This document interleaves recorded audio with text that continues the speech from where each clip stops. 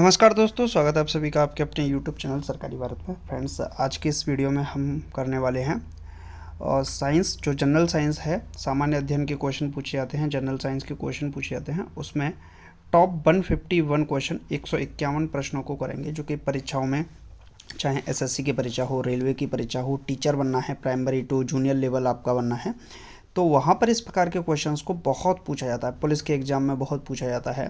तो ये वो प्रश्न है जो कि हर बार रिपीटेड होते हैं, क्वेश्चंस पेपर में बार बार आते हैं, और उन्हीं क्वेश्चंस को मैं आपके लिए इस वीडियो के अंदर लेकर आया हूँ। आप अगर इस वीडियो को कंप्लीट करते हैं तो ये मान लीजिएगा 5 से 6 क्वेश्चन आपको एग्ज़ाम में देखने को यहाँ से मिल जाएंगे। तो चलिए स्टार्ट करते हैं आज की इस वीडियो को अपने पहले प्रश्न के साथ। क्लियर है? तो फर्स्ट क्वेश्चन है, सबसे अधिक व सबसे कम तरंगदैर्घ्य होता है। देखिए, यहाँ पर अगर हम बात करते हैं प्रकाश के प्रकीर्णन की, तो किसी प्रिज्म से जब प्रकाश गुजरता है तो विरल माध्यम से सघन माध्यम में जाता है और सघन माध्यम से फिर विरल माध्यम में जाता है, तो प्रकाश का जो प्रकीर्णन हो जाता है, यानी कि कुल मिलाकर 7 रंगों में ये विभक्त हो जाता है। तो प्रश्न पूछता है प्रकाश कितने रंगों में विभक्त होता है, तो 7 रंगों में विभक्त होता है, जिसमें सबसे अधिक जो विचलन है, विचलन का मतलब जो विचलित होता है, वो होता है बैंगनी रंग का। सबसे अधिक विचलन बैंगनी रंग का होता है और सबसे कम जो होता है वो लाल रंग का होता है। क्लियर है? तो सबसे अधिक तरंग दैर्घ्य, देखिए जो विचलन का उल्टा होता है तरंग दैर्घ्य, तो सबसे अधिक जो तरंग दैर्घ्य है वो लाल का होता है और सबसे कम तरंग दैर्घ्य किसका होता है? बैंगनी का। जो ज़्यादा विचलित होगा उसका अपवर्तनांक ज़्यादा होगा और तरंग दैर्घ्य कम होगा, यानी कि जिसका अपवर्तनांक ज़्यादा होगा उसका तरंग दैर्घ्य कम होगा। तो आप ऐसे नोट कर सकते हैं। तो सबसे अधिक तरंग दैर्घ्य किसकी होगी? लाल रंग की होगी और सबसे कम तरंग दैर्घ्य बैंगनी रंग की होगी। क्लियर है? Next question. चलिए, अगला प्रश्न है, प्रकाश की चाल सर्वाधिक है। हमारा उद्देश्य है कि कम से कम समय में ज़्यादा से ज़्यादा प्रश्नों को किया जा सके, तो आप लोग चैनल को सब्सक्राइब वगैरह कर लीजिएगा। ठीक है? प्रकाश की चाल सर्वाधिक होती है। देखिए, प्रकाश की चाल की बात करें तो प्रकाश की जो चाल है वो सबसे ज़्यादा निर्वात में होती है। कितनी होती है? तो 3 × 10⁸ मीटर पर सेकेंड प्रकाश की चाल होती है आपकी निर्वात में। क्लियर है? नेक्स्ट क्वेश्चन है, प्रकाश के वेग का सर्वप्रथम ज्ञात किया था। यानी कि प्रकाश के वेग के बारे में सर्वप्रथम, यानी कि जो प्रकाश की जो चाल है 3 × 10⁸ मीटर पर सेकेंड, इसके बारे में सबसे पहले किसने बताया था? तो रोमर नामक वैज्ञानिक थे, इनके द्वारा इसके बारे में बताया गया था। निर्वात में प्रकाश की चाल 3 × 10⁸ मीटर पर सेकेंड होती है। क्लियर है कि नहीं? चलिए थोड़ा सा इसको जूम कर लेते हैं। चलिए, अगला प्रश्न है, अंतरिक्ष यात्री को आकाश काला दिखाई देता है, आखिरकार ऐसा क्यों होता है? तो इसका कारण होता है सूर्य के प्रकाश का प्रकीर्णन हो जाता है। सूर्य के प्रकाश का जब प्रकीर्णन हो जाता है तो अंतरिक्ष का जो रंग है वो काला दिखाई देता है।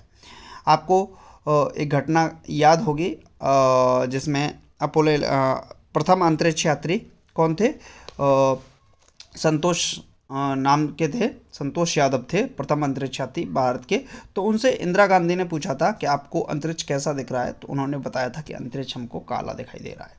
क्लियर है? चलिए नेक्स्ट क्वेश्चन है, समुद्र का जल नीला दिखाई देता है किसके कारण? तो प्रकाश के प्रकीर्णन के कारण। प्रकीर्णन क्या होता है? जब प्रकाश का किसी ऐसे तल पर पड़ता है, यानी कि विरल से सघन पर पड़ता है, और सघन से जब विरल माध्यम में प्रकाश जाता है तो वह अपने मार्ग से विचलित हो जाता है और कुछ रंगों में विभक्त हो जाता है। जैसे इंद्रधनुष आपने देखा होगा, तो यहाँ पर प्रकाश का विचलन हो जाता है और वो होता है जो बारिश की जो बूंदें होती हैं उनसे प्रकाश का विचलन वहाँ पर देखने को मिलता है।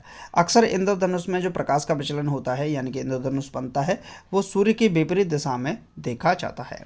जब सूर्य जस्ट ऊपर होता है तो किसी भी प्रकार का कोई इंद्रधनुष नहीं बनता है उस कंडीशन में। क्लियर है? चलिए नेक्स्ट क्वेश्चन है, तारे क्यों टिमटिमाते हैं? तो तारों के टिमटिमाने का कारण होता है अपवर्तन। क्या होता है?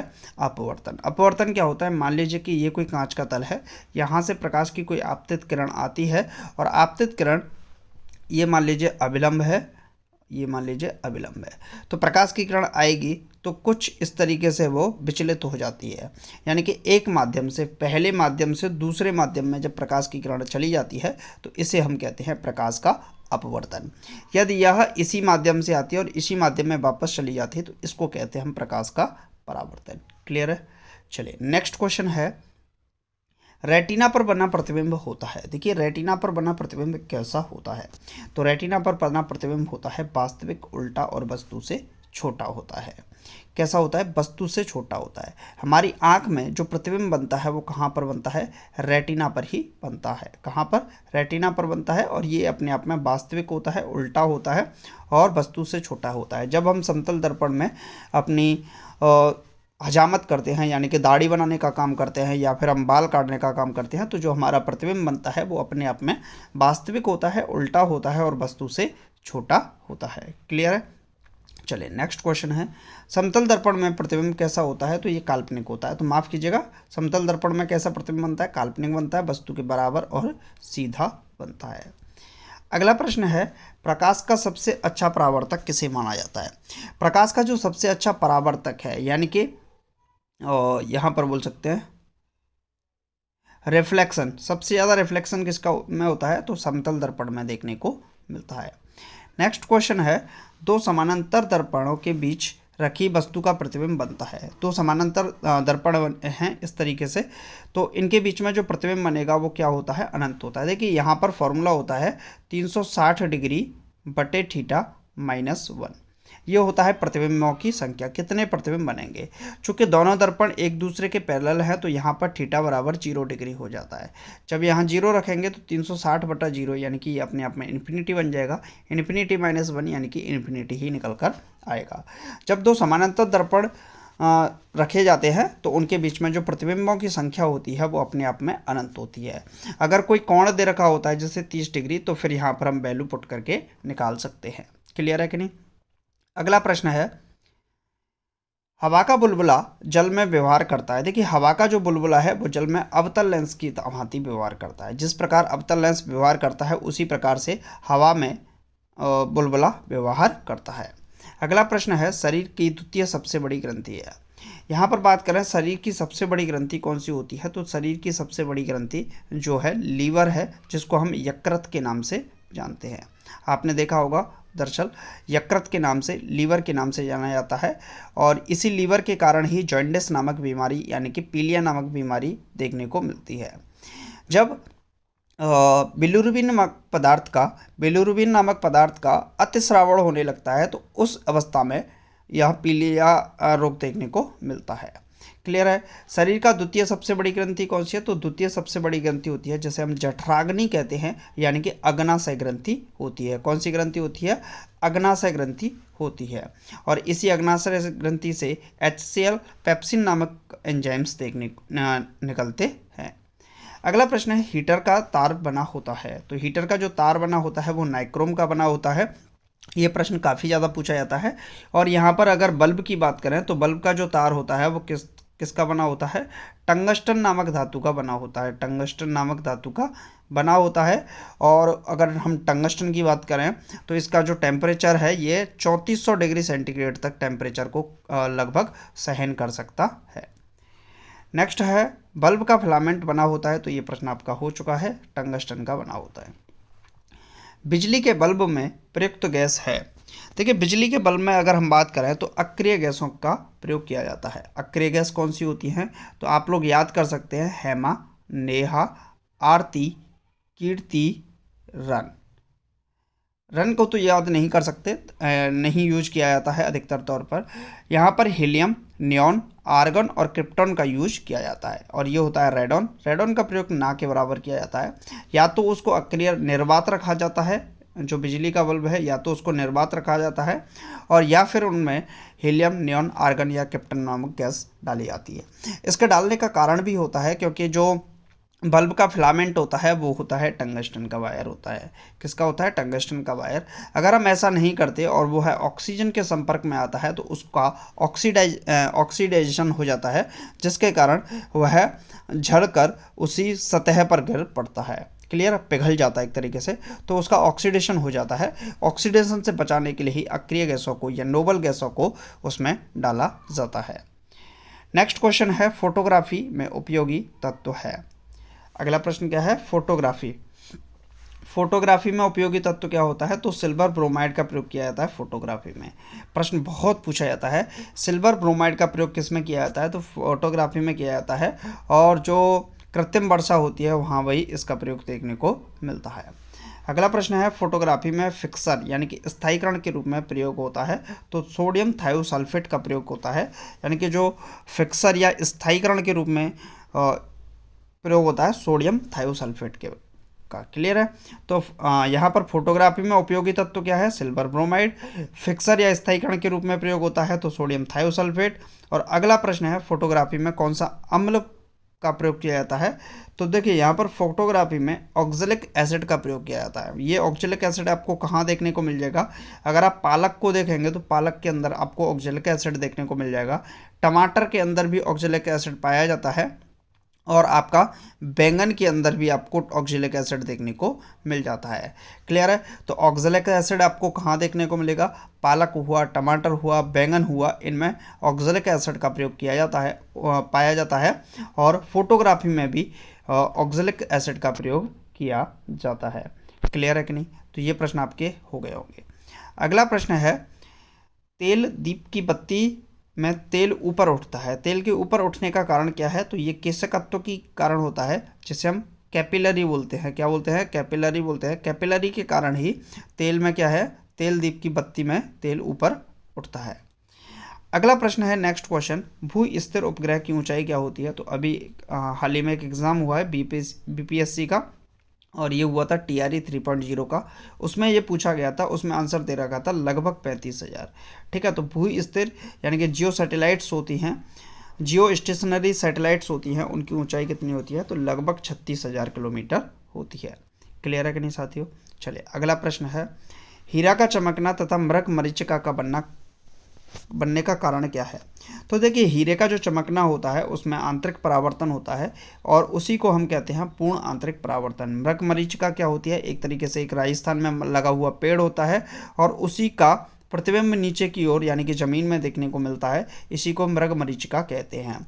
तो हीरे का चमकना हुआ, मृग मरीचिका का बनना हुआ, इसके कारण होते हैं पूर्ण आंतरिक परावर्तन। क्लियर है साथियों। नेक्स्ट क्वेश्चन है, सूर्य की ऊर्जा का स्रोत क्या होता है। देखिए, दो प्रकार के स्रोत देखने को आपको मिल जाएंगे, एक होता है नाभिकीय संलयन और एक होता है नाभिकीय विखंडन। नाभिकीय विखंडन की प्रक्रिया आपको परमाणु बम के अंतर्गत देखने को मिल जाएगी, जबकि नाभिकीय संलयन की प्रक्रिया आपको सूर्य की जो ऊर्जा का स्रोत है वह आपको नाभिकीय संलयन के रूप में देखने को मिल जाएगा। इसमें सबसे ज़्यादा जो दहन होता है वो हीलियम गैस का यहाँ पर दहन होता हुआ प्रतीत होता है। अगला प्रश्न है साथियों, रॉकेट की गति आधारित है। रॉकेट की गति, देखिए रॉकेट की जो गति है वो आधारित होती है सबसे पहले तो न्यूटन नामक वैज्ञानिक जो हैं उनके थर्ड लॉ है उसका पालन करती है।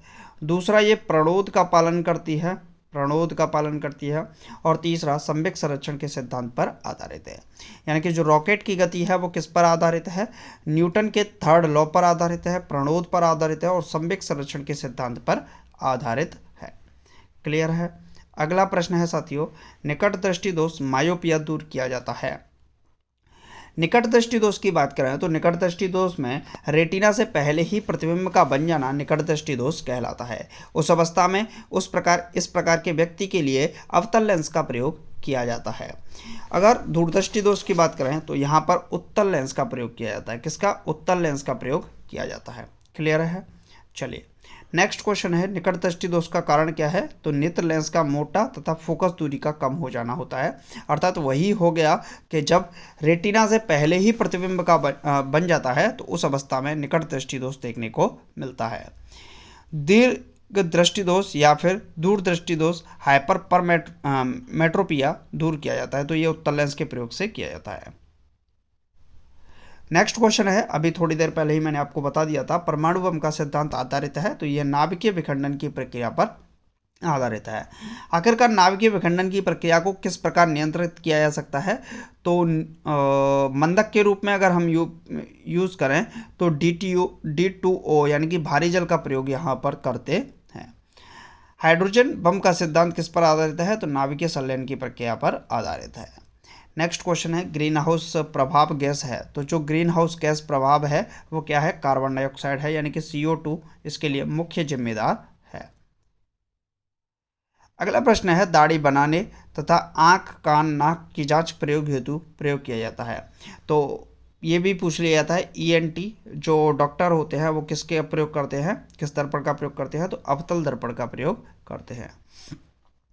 नाभिकीय विखंडन में प्रयुक्त होता है, तो नाभिकीय विखंडन में अनियंत्रित न्यूट्रॉन श्रृंखला यहाँ पर चलने को देखने को मिलती है। द्रव अवस्था में पाई जाने वाली धातु है।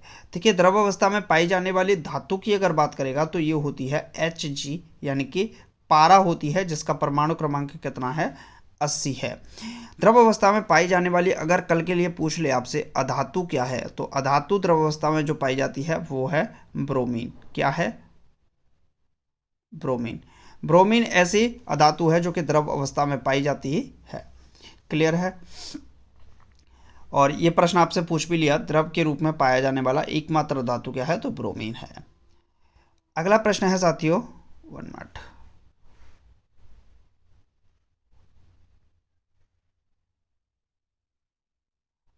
नेक्स्ट क्वेश्चन है, विद्युत धारा मापी जाती है। देखिए विद्युत धारा की बात करें तो विद्युत धारा को अमीटर के द्वारा मापा जाता है। प्रश्न है विद्युत धारा किस में मापी जाती है, तो अमीटर आपको लगाना है, मेजरमेंट की बात कर रहा है। और अगर आपसे पूछे विद्युत धारा का मात्रक क्या है, तो विद्युत धारा का जो मात्रक होता है वो एम्पियर होता है। क्लियर है। तो आप लोग कंफ्यूज नहीं होना है, किस में मापी जाती है, अमीटर में मापी जाती है, जबकि उसकी यूनिट क्या होती है, एम्पियर यूनिट होती है। अदिश राशियाँ क्या हैं, देखिए आज के बाद आपको अदिश और सदिश में कभी भी डिफरेंस कन्फ्यूजन नहीं होगा। ऐसी राशियाँ जिनमें दिशा और परिणाम दोनों हो, क्या हो, दिशा भी हो और परिणाम भी हो। क्लियर है। ऐसी राशियाँ जिनमें दिशा और परिणाम दोनों होते हैं वो सदिश राशियाँ होती हैं, और ऐसी राशियाँ जिनमें सिर्फ और सिर्फ परिणाम होता है, दिशा नहीं होती है, उनको अदिश राशियाँ कहते हैं। ट्रिक के तौर पर याद कर सकते हो, जिसमें वह दिख जाए आपको 99% आपका सही हो जाएगा, जिसमें वह दिख जाए वो आपका सदिश राशि होगी, बाकी सभी अदिश राशियाँ। तो यहाँ पर कार्य, ऊर्जा, ताप, समय या चाल, ये सभी अदिश राशियों के उदाहरण है। सदिश राशियों की बात करें तो यहाँ पर देख सकते हो, वह त्वरण में आ गया, वह बल में आ गया, वह विस्थापन में आ गया, वह वेग में आ गया। तो ये सभी कैसी राशियाँ हैं, सदिश राशियाँ होती हैं। अगला प्रश्न है, शुष्क बर्फ है। देखिए जो ठोस कार्बन डाइऑक्साइड होती है, ठोस कार्बन डाइऑक्साइड होती है, इसको हम शुष्क बर्फ के नाम से भी जानते हैं। तो शुष्क बर्फ किसे कहते हैं, ठोस कार्बन डाइऑक्साइड को कहते हैं। अगला प्रश्न है साथियों, तत्व का सबसे छोटा भाग कहलाता है। देखिए तत्व का सबसे छोटा भाग होता है परमाणु। क्या होता है, परमाणु होता है। और परमाणुओं के मिलने से ही किसका निर्माण होता है, अणुओं का निर्माण होता है। तो हमेशा जो अणु होगा वो परमाणुओं से मिलकर ही बना होता है, यानी कि परमाणुओं का मिश्रण ही अणु कहलाएगा। चलिए नेक्स्ट है, रासायनिक यौगिक का सबसे छोटा यूनिट क्या है। तो रासायनिक यौगिक की बात करें तो यौगिक के रूप में जब भी आप बात करोगे तो अणु की बात करोगे। रासायनिक यौगिक में सबसे छोटा यूनिट अणु होता है, जबकि रासायनिक तत्व की बात करें तो वहाँ पर आप परमाणु टिक करेंगे। क्लियर है। जब भी तत्व की बात करेंगे तो वहाँ पर परमाणु टिक करेंगे, और यौगिक की बात करेंगे तो वहाँ पर अणु टिक करेंगे। नेक्स्ट है, परमाणु के 3 मौलिक कण हैं। तो अब परमाणु के 3 मौलिक कणों की बात करें तो देखिए ये कोई परमाणु है, इस परमाणु के अंदर प्रोटॉन पाया जाता है, न्यूट्रॉन पाया जाता है, और इसके चारों तरफ इलेक्ट्रॉन पाया जाता है। क्लियर है। इलेक्ट्रॉन हमेशा ऋणात्मक होता है, जबकि प्रोटॉन धनात्मक होता है, तथा न्यूट्रॉन कैसा होता है, उदासीन होता है। क्लियर है। तो प्रोटॉन ऑलवेज क्या होगा, पॉजिटिव होगा, इलेक्ट्रॉन नेगेटिव होगा, और न्यूट्रॉन खाली यानी कि उदासीन होगा, इस पर किसी भी प्रकार का चार्ज नहीं होता है। इलेक्ट्रॉन की बात करें तो इलेक्ट्रॉन पर -1.6 इंटू 10⁻⁻⁻ के 19 कूलाम चार्ज होता है, जबकि प्रोटॉन पर प्लस का हो जाता है, सिर्फ फर्क इतना है, चार्ज इतना ही होता है। नेक्स्ट क्वेश्चन है, इलेक्ट्रॉन की खोज किसने की थी। तो ये प्रश्न काफ़ी पूछा जाता है। इलेक्ट्रॉन की खोज जे थॉमसन के द्वारा की गई थी। किसके द्वारा की गई थी इलेक्ट्रॉन की खोज, जे थॉमसन के द्वारा की गई थी। जबकि इलेक्ट्रॉन प्रोटॉन की खोज किसके द्वारा की गई थी, तो प्रोटॉन की खोज गोल्डस्टीन के द्वारा की गई थी, गोल्डस्टीन के द्वारा की गई थी। बहुत से लोग बोलेंगे रदरफोर्ड, देखिए खोज की थी रदरफोर्ड ने, जबकि इसको नाम दिया था प्रोटॉन। खोज की थी गोल्डस्टीन ने, जबकि इसको नाम दिया था प्रोटॉन। प्रोटॉन जो शब्द दिया था ये रदरफोर्ड के द्वारा दिया गया था। बाकी न्यूट्रॉन की बात करें साथियों, तो न्यूट्रॉन की अगर हम बात करते हैं यहाँ पर, तो न्यूट्रॉन की खोज चैडविक के द्वारा की गई थी।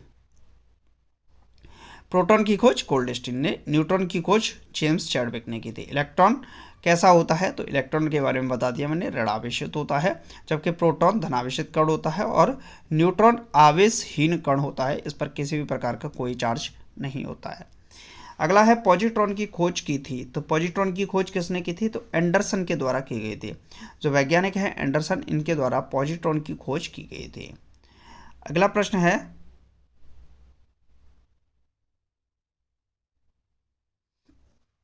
इलेक्ट्रॉन त्यागने एवं ग्रहण करने की प्रवृत्ति कहलाती है। इलेक्ट्रॉन को त्यागने की जो प्रवृत्ति होती है उसको हम ऑक्सीडेशन बोलते हैं, जबकि ग्रहण करने की प्रवृत्ति को रिडक्शन कहा जाता है। देखिए, जब इलेक्ट्रॉन को त्यागा जाता है तो उस पर पॉजिटिव चार्ज आता है, जबकि इलेक्ट्रॉन को ग्रहण किया जाता है तो उस पर नेगेटिव चार्ज आता है। तो इलेक्ट्रॉन जब भी त्यागोगे तो ऑक्सीडेशन कहलाएगा, जबकि ग्रहण करोगे तो अवकरण यानी कि रिडक्शन कहलाएगा।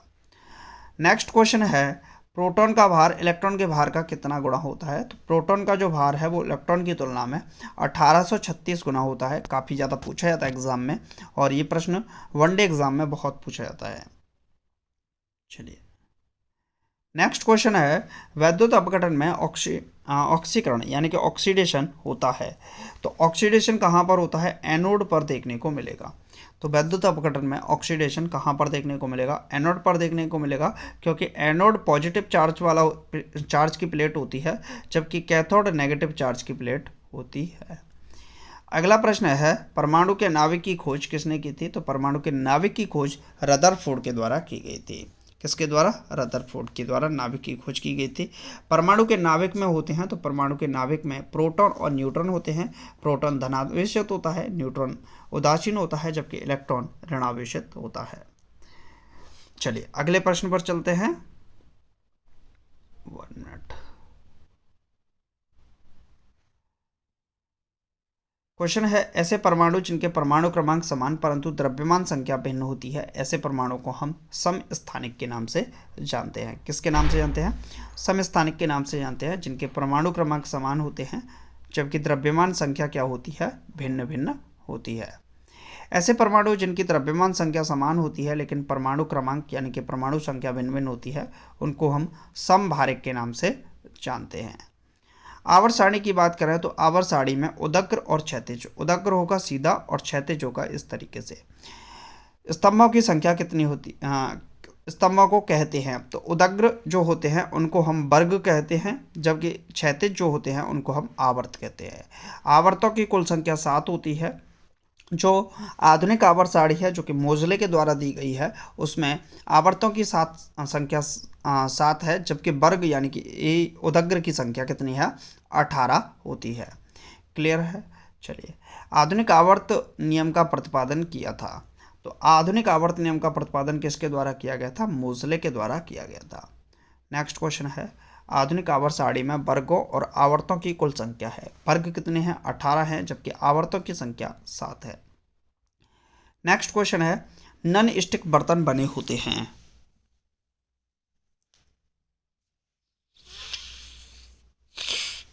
चलिए नॉन स्टिक बर्तन बने होते हैं, तो ये टेफ्लॉन के बने होते हैं। तो प्रश्न काफ़ी ज़्यादा इंपॉर्टेंट है, पूछा जाता है। नॉन स्टिक बर्तन जो बने होते हैं वो किसके बने होते हैं, टेफ्लॉन के बने होते हैं। जबकि जो बर्तनों पर काले काले रंग का देखने को मिलेगा, जैसे आपको कुकर वगैरह देखने को मिलेगा, तो कुकर में जो हत्ता होता है काले रंग का वो किसका बना होता है, तो ये भी पूछा जाता है, वो बैकेलाइट का बना होता है। किसका, बैकेलाइट का बना होता है। चलिए नेक्स्ट है अयस्क में उपस्थित अशुद्धि कहलाता है, तो अयस्क में जो उपस्थित अशुद्धि होती है उसको हम गैंग के नाम से जानते हैं। अशुद्धि हमेशा गैंग होती है। बर्तनों में कलई के लिए उपयोग होता है, तो अमोनियम क्लोराइड का प्रयोग किया जाता है। किसका, अमोनियम क्लोराइड जो होती है उसमें बर्तनों में कलई के रूप में उपयोग किया जाता है। अगला प्रश्न है पटाखों में हरा रंग होता है। देखिए पटाखे आपने देखा होगा उसमें हरा रंग देखने को मिल जाएगा, तो ये बेरियम के कारण होता है। बेरियम नामक जो पदार्थ है वो इसमें पाया जाता है, पटाखे में होता है, और उसी के कारण ये हरे रंग का देखने को मिलता है। नेक्स्ट है खनिजों और अयस्कों से धातु प्राप्त करने की विधि को क्या कहते हैं? तो जो खनिज और अयस्क होते हैं इनसे धातु को प्राप्त करना क्या कहलाता है? धातु कर्म कहलाता है, जिसमें चुंबकीय पृथक्करण विधि का प्रयोग किया जाता है, फैन प्लवन विधि का प्रयोग किया जाता है और अन्य विधियों के द्वारा धातु कर्म यानी कि धातुओं को प्राप्त किया जाता है। यही खनिज और अयस्कों से धातु प्राप्त करने की विधि है। अगला है आतिशबाजी के दौरान लाल चटक रंग होता है जो कि स्ट्रोंशियम की उपस्थिति के कारण होता है। तो प्रश्न पूछता है जो आप पटाखे देखते हैं उनमें जो हरा रंग देखने को मिल जाएगा वो बेरियम के कारण होता है, जबकि लाल रंग देखने को मिलता है स्ट्रोंशियम की उपस्थिति के कारण होता है। भविष्य का ईंधन कहा जाता है, तो भविष्य का ईंधन हाइड्रोजन को कहा जाता है। देखिए हाइड्रोजन को आप लोग देखते भी होंगे, हाइड्रोजन कई स्तरों पर आपको देखने को मिलेगा। अब तो हाइड्रोजन का प्रयोग फ्यूल के रूप में बहुत ज़्यादा किया भी जा रहा है। नेक्स्ट है नोबेल गैस कहलाता है। तो देखिए नोबेल गैस के बारे में बात करें तो आप लोग याद कर सकते हो हेमा, नेहा, आरती, कीर्ति, एक्सिरन। तो यहाँ पर आपको याद हो जाएगा जैसे हीलियम हुआ, नियॉन हुआ, आर्गन हुआ, क्रिप्टॉन हुआ, जीनॉन हुआ और रेडॉन हुआ। ये सभी किस में आते हैं? नोबेल गैस में आते हैं। इन्हीं को हम अक्रिय गैस के नाम से भी जानते हैं। तो ऑप्शन में अगर हीलियम दे रखा है तो आप लोग यहाँ पर टिक करके ही आगे बढ़ेंगे।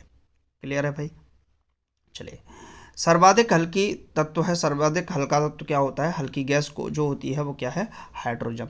हाइड्रोजन ऐसी गैस है, ऐसा तत्व है जो कि सबसे ज़्यादा हल्की अवस्था में पाया जाता है। तो सबसे ज़्यादा हल्का हाइड्रोजन। सबसे हल्की धातु के बारे में बात करें तो सबसे हल्की धातु जो होती है वो लिथियम होती है। क्या होती है? लिथियम सबसे हल्की धातु है। सबसे भारी धातु के बारे में बात करें तो ये ओस्मियम होती है। कौन सी होती है? ओस्मियम, जो कि सबसे भारी धातु होती है। सबसे कठोर धातु क्या होती है? तो सबसे कठोर धातु आपको प्लेटिनम देखने को मिलेगी। कठोर में क्या आएगा? प्लेटिनम होगी, जबकि भारी में आएगा ओस्मियम। सबसे कठोर पदार्थ जो होता है वो हीरा होता है। हीरा के बारे में कहा जाता है कि ये चट्टानों को भी तोड़ने की क्षमता रखता है। सर्वाधिक प्रत्यास्थ धातु है, यानी कि इलास्टिसिटी सबसे ज़्यादा किसके अंतर्गत, किस मेटल के अंदर पाई जाती है? तो इलास्टिसिटी सबसे ज़्यादा स्टील के अंदर पाई जाती है। स्टील की इलास्टिसिटी सबसे ज़्यादा होती है, सर्वाधिक प्रत्यास्थता होती है। गुब्बारों तथा वायुयान के टायरों में जो हवा भरी जाती है वो कौन सी होती है? देखिए आप गुब्बारे की बात करें, वायुयान की बात करें, इनके जो टायरों में हवा भरी जाती है वो हीलियम गैस होती है और ये सर्वाधिक हल्की गैस भी होती है, इस कारण इसका प्रयोग किया जाता है। माफ की हल्की गैस होती है, सर्वाधिक हल्की में हाइड्रोजन गैस होगी। नेक्स्ट है अश्रु गैस। अश्रु गैस के बारे में बात करें तो यह क्लोरो एसिटोफिनॉन नामक जो गैस होती है इसको अश्रु गैस के नाम से भी जानते हैं। बाकी N2O होती है, नाइट्रस ऑक्साइड, यह हंसाने वाली गैस कहते हैं, इसको लाफिंग गैस के नाम से जाना जाता है। तो laughing gas N2O nitrous oxide होता है, जबकि अश्रु गैस के बारे में बात करें तो ये क्लोरो एसिटोफिनॉन होती है। क्लोरो एसिटोफिनॉन ये अक्रिय अश्रु गैस होती है। जल की अस्थायी कठोरता का कारण क्या है? देखिए अस्थायी कठोरता, एक होती है स्थायी कठोरता और एक होती है अस्थायी कठोरता। जल की जो अस्थायी कठोरता होती है वो कैल्शियम मैग्नीशियम के बाइकार्बोनेट के घुले रहने के कारण और मैग्नीशियम के जो सल्फेट होते हैं उसके कारण होती है।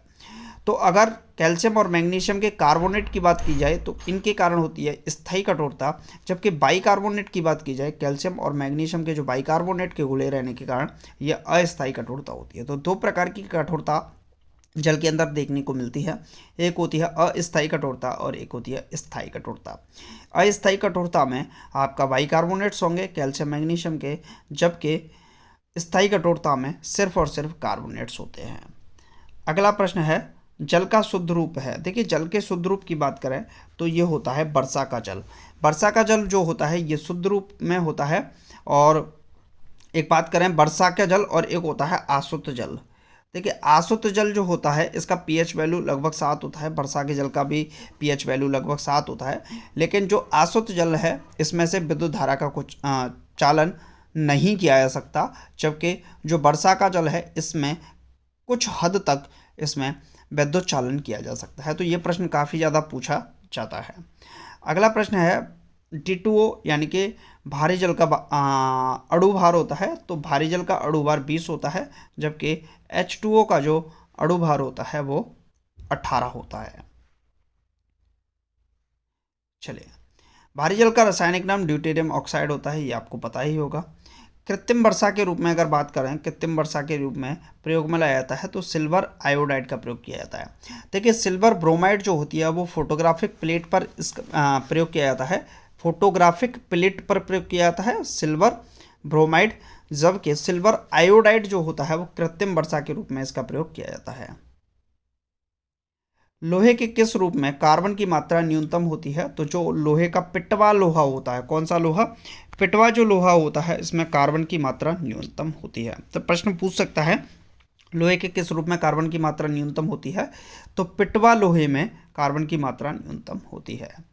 अगला प्रश्न है जल की स्थायी और अस्थायी कठोरता दूर होती है, तो जल के सोडियम कार्बोनेट मिलाकर उसकी अस्थायी और स्थायी दोनों ही कठोरताओं को दूर किया जा सकता है। नेक्स्ट क्वेश्चन है लोहे का शुद्धतम रूप है, लोहे का जो शुद्ध रूप होता है उसको हम पिटवा लोहे के नाम से जानते हैं, तो लोहे का सबसे शुद्ध रूप क्या है? पिटवा लोहा है। नेक्स्ट है मार्स गैस कहलाता है, मार्स गैस क्या कहलाता है? तो मीथेन को, जिसको हम CH4 के नाम से जानते हैं, तो मीथेन को क्या बोलते हैं? मार्स गैस कहते हैं। लोहे की मात्रा सर्वाधिक होती है, तो पालक के पत्तों में लोहे की मात्रा सर्वाधिक होती है और इसी के अंतर्गत ऑक्जेलिक नामक एसिड पाया जाता है, और यह हरी सब्जियों में लोहे की मात्रा सबसे ज़्यादा देखने को मिलती है, आयरन की मात्रा। लोहे को जंग से बचाने के लिए चढ़ाई जाती है, तो लोहे को जब भी जंग से बचाने के लिए बात की जाए तो इस पर चढ़ाई जाती है जिंक की परत, जिसको हम गैल्वनाइजिंग प्रक्रिया कहते हैं। क्या बोलते हैं? गैल्वनाइजेशन बोलते हैं। और इस प्रोसेस में क्या है, जिंक की परत को लोहे के ऊपर चढ़ाया जाता है, और जब लोहा मान लीजिए जंग लग जाती है तो वह संक्षारित होने लग जाता है। क्या हो जाता है? संक्षारित होने लगता है, और इस संक्षारण से बचाने के लिए ही इस पर जिंक की परत को चढ़ाया जाता है, जिसको हम गैल्वनाइजेशन प्रोसेस के नाम से जानते हैं। नेक्स्ट है विद्युत तथा ऊष्मा का सबसे अच्छा सुचालक है। देखिए सबसे अच्छे सुचालक की बात करें तो सबसे अच्छा सुचालक होता है चांदी होती है, यानी कि जिसको हम Ag के नाम से जानते हैं, Ag सिल्वर बोलते हैं। और ये ऊष्मा का भी सबसे अच्छा सुचालक माना जाता है। ऊष्मा जो चांदी के अंदर संवहित होती है वो संवहन के द्वारा, कन्वेक्शन के द्वारा इसमें संवहन होता है, चालन होता है। शुद्धतम सोना होता है, तो 24 कैरेट जो होता है वो शुद्धतम सोना होता है। 18 कैरेट सोने में मात्रा क्या होगी? 75%। नेक्स्ट है बेवकूफ़ों का सोना कहलाता है। बेवकूफ़ों का सोना किसको कहते हैं? तो पायराइट को हम क्या बोलते हैं? पायराइट्स जो होते हैं उनको बेवकूफ़ों का सोना कहते हैं। लोहा निकल क्रोमियम मिश्र धातु हैं। देखिए स्टेनलेस स्टील का जो होता है उसमें लोहा निकल और क्रोमियम आपको मिश्र धातु हैं देखने को मिल जाएंगे। चलिए अगला है सोल्डर टीका मिश्रण है, तो सीसा और टिन, जो सीसा होता है और टिन होता है इसको सोल्डर टाका यानी कि मिश्रण होता है। अगला प्रश्न है क्वार्ट्ज में होता है।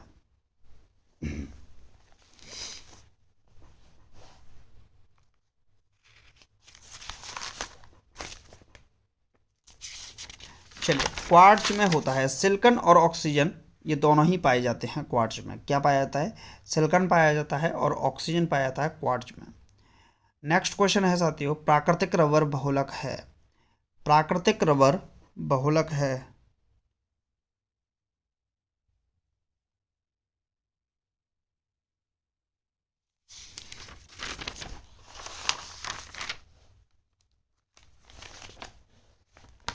प्राकृतिक जो रबर होती है वो आइसोप्रीन का बहुलक होती है। किसका बहुलक होती है?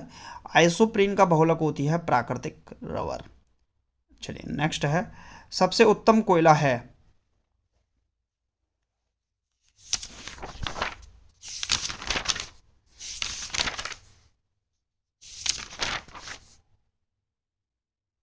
सबसे उत्तम कोयला कौन सा है? तो एंथ्रासाइट होता है। इसमें आपको 96% के करीब लगभग एंथ्रासाइट होता है। इसके बाद आता है लगभग 3% के करीब बिटुमिनस, और फिर बाकी इसके प्रकार आते हैं।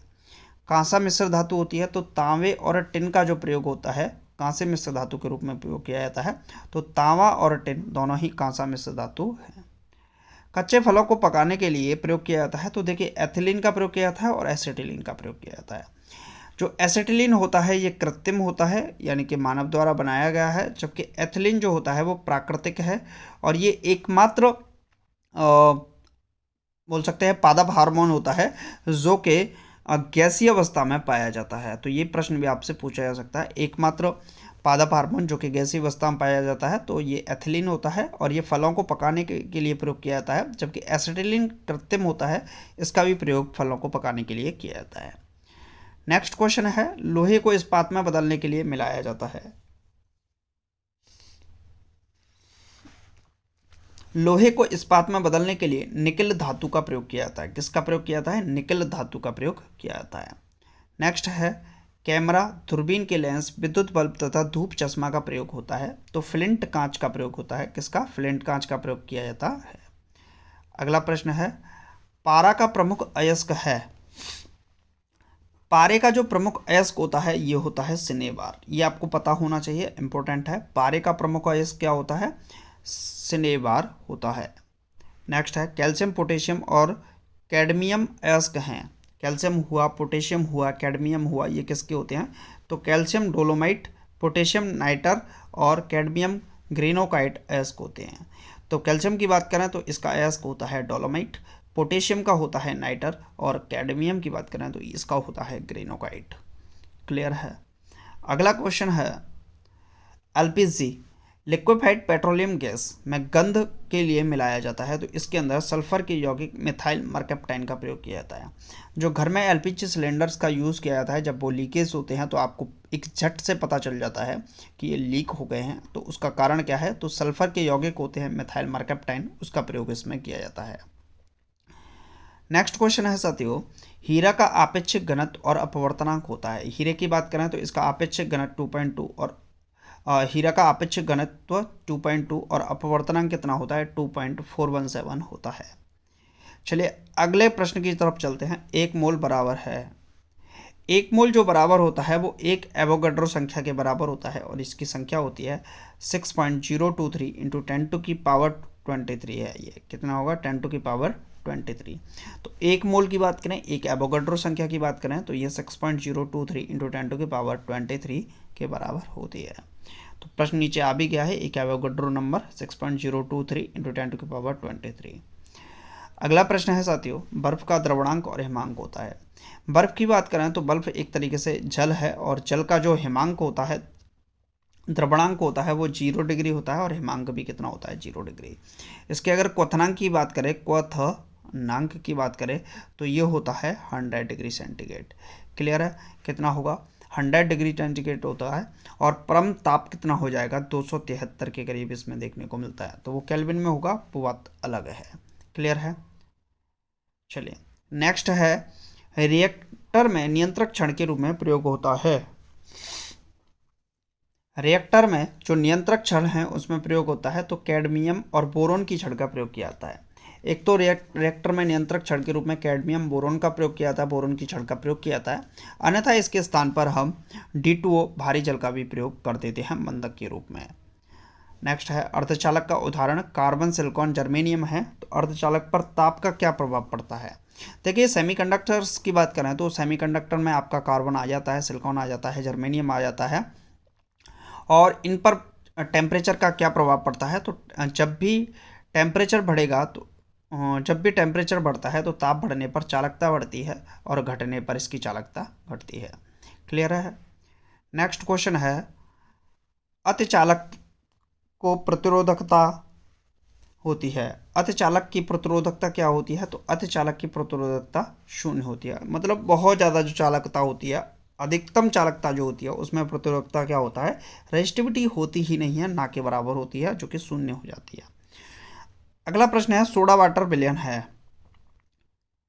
सोडा वाटर विलयन है, चलिए बताइए सोडा वाटर किसका विलयन होता है? तो सोडा जो वाटर होता है वो गैस और द्रव का विलयन होता है, जिसमें आपको कार्बन डाइऑक्साइड गैस देखने को मिलती है प्लस इसमें H2O जल देखने को मिलता है, जिससे आपका सोडा वाटर बन जाता है और उसमें लेमन का प्रयोग भी कर दिया जाता है। नेक्स्ट है, अम्लों का राजा किसे कहा जाता है? देखिए अम्लों के राजा की बात करें तो ये हम H2SO4 को अम्लों का राजा कहते हैं, द किंग ऑफ एसिड्स, यानी कि अम्लों का राजा। इसको हम सधु सल्फ्यूरिक अम्ल के नाम से भी जानते हैं। क्या? सधु सल्फ्यूरिक अम्ल के नाम से भी जानते हैं। ये दो अवस्थाओं में आपको देखने को मिलेगा, एक तो डाइल्यूट और एक कंसंट्रेशन। क्लियर है। चलिए नेक्स्ट है ठोसों में ऊष्मा का संचरण होता है। देखिए ठोसों में जब ऊष्मा के संचरण की बात की जाती है तो यह चालन विधि कंडक्शन के द्वारा होता है। किस विधि के द्वारा होता है? कंडक्शन यानी कि चालन विधि के द्वारा ठोसों में ऊष्मा का संचरण होता है। जबकि सूर्य का जो प्रकाश है धरती तक आता है, ये किसके द्वारा आता है? तो ये विकिरण के द्वारा आता है। और अगर बात करें द्रव के अंदर जो चालन होता है वो किसके द्वारा होता है? संवहन के द्वारा होता है। क्लियर है? तो ये आपको पता होना चाहिए।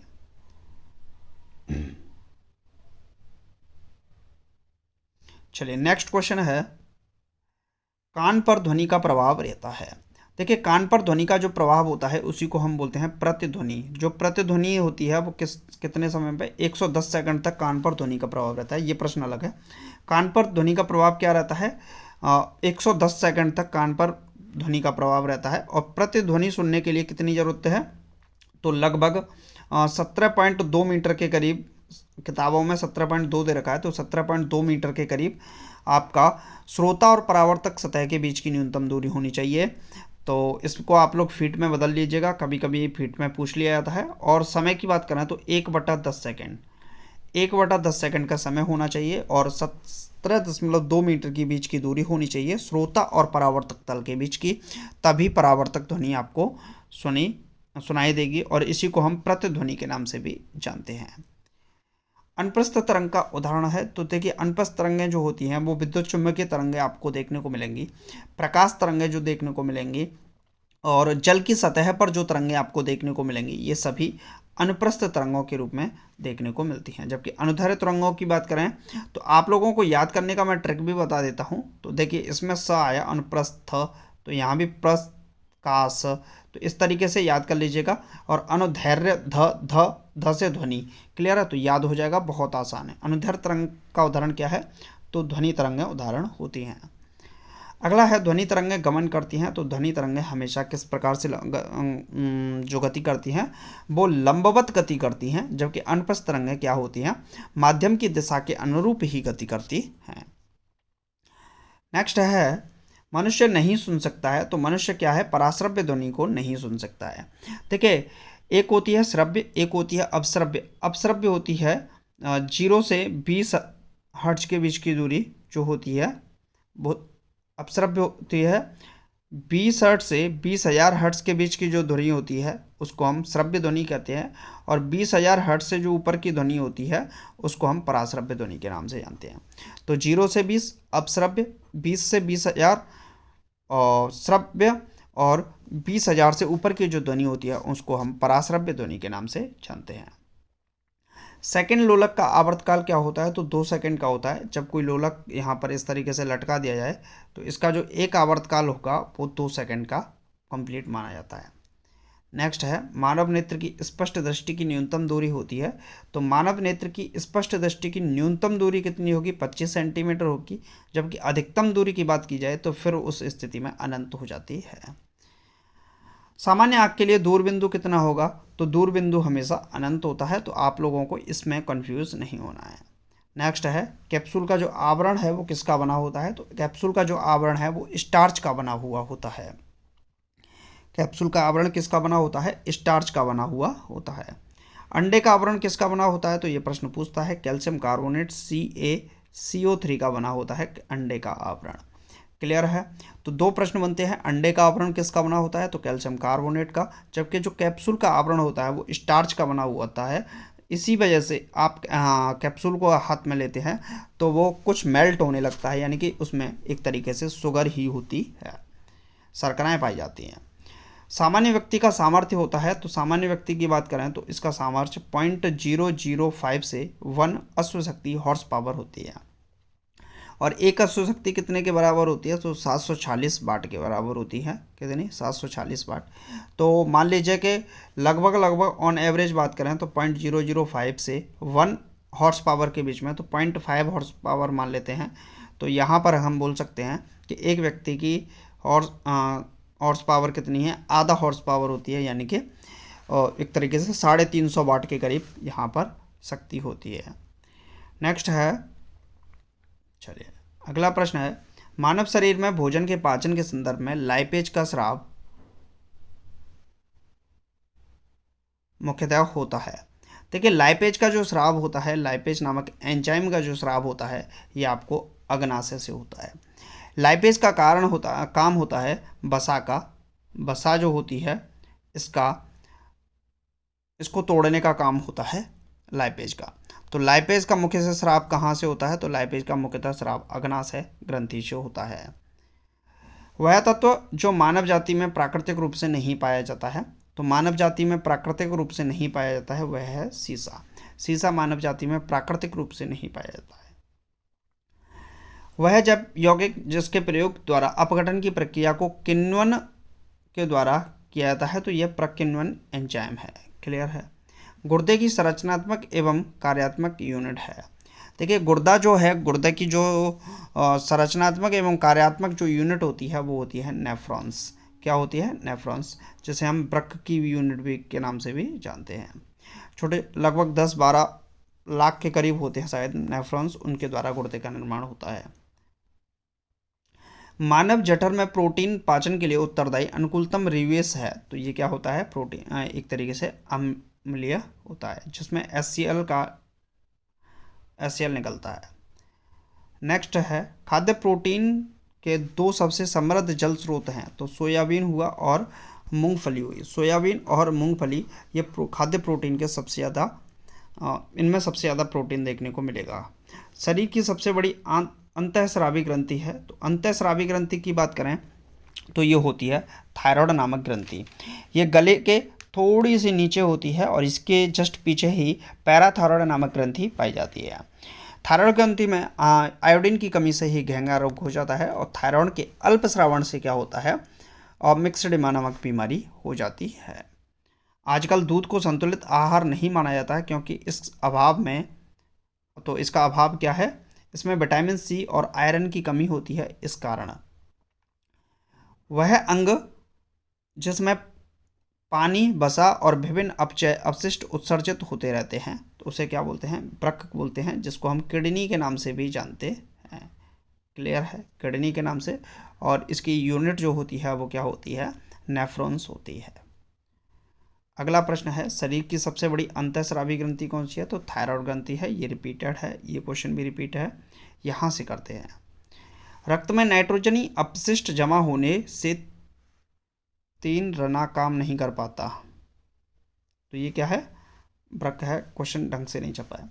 द्रव्य जो त्वचा की परत को जल के लिए अवैध बनाता है, द्रव्य जो त्वचा की परत के लिए जल को अवैध बनाता है, ये होता है केरेटिन। क्या होता है? केरेटिन।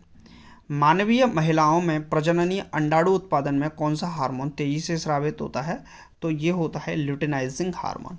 जो मानवीय महिलाएं होती हैं इनमें प्रजननीय अंडाणु उत्पादन में कौन सा हार्मोन स्रावित होता है तेजी से? तो ल्यूटिनाइजिंग हार्मोन स्रावित होता है। चलिए नेक्स्ट है मानव के श्वेत रक्त कणों का व्यास होता है तो 0.007 किलोमीटर होता है और रक्त के हीमोग्लोबिन के साथ अनुत्क्रमणीय संश्लिष्ट बनाता है, तो एक कार्बन डाइऑक्साइड और हीलियम का मिश्रण बनाता है। इंसुलिन एक प्रकार का हार्मोन है जिसका स्राव किया जाता है, तो पैंक्रियाज और लैंगरहैंस की द्वीपिकाओं में, पैंक्रियाज स्थित लैंगरहैंस की द्वीपिकाओं में इसका स्राव होता है इंसुलिन। इंसुलिन की कमी से मधुमेह यानी कि उदकमेह डायबिटीज़ की बीमारी हो जाती है। गति प्रेरक का कार्य होता है। गति प्रेरक का कार्य क्या होता है? तो यह हृदय स्पंदन को समंजित करता है। हृदय स्पंदन को क्या करता है? समंजित करता है गति प्रेरक। इसको हम पेस मेकर के नाम से भी जानते हैं और इसका प्रयोग कहाँ पर किया जाता है? जो हमारा हार्ट होता है और उसके SA नोड, जो SA नोड होता है वहाँ पर इसका प्रयोग किया जाता है। तो आज के सेशन में मैंने कुल मिलाकर आपको कितने क्वेश्चन करा दिए? तो लगभग 150 क्वेश्चन आपको मैंने अभी तक कंप्लीट करा दिया। उम्मीद है आपको अच्छा लगा होगा। अगर आपको नहीं लगा है तो ये आप जानें, और अच्छा लगा है तो चैनल को सब्सक्राइब करके वीडियो को अपने साथियों के साथ शेयर कर दीजिएगा। ये वो प्रश्न हैं जो कि आपकी परीक्षाओं के लिए काफ़ी ज़्यादा महत्वपूर्ण है। बाकी मिलते हैं नेक्स्ट वीडियो में। Thank you for watching this video. जय हिंद, जय Bharat, take care, bye bye, love you to all.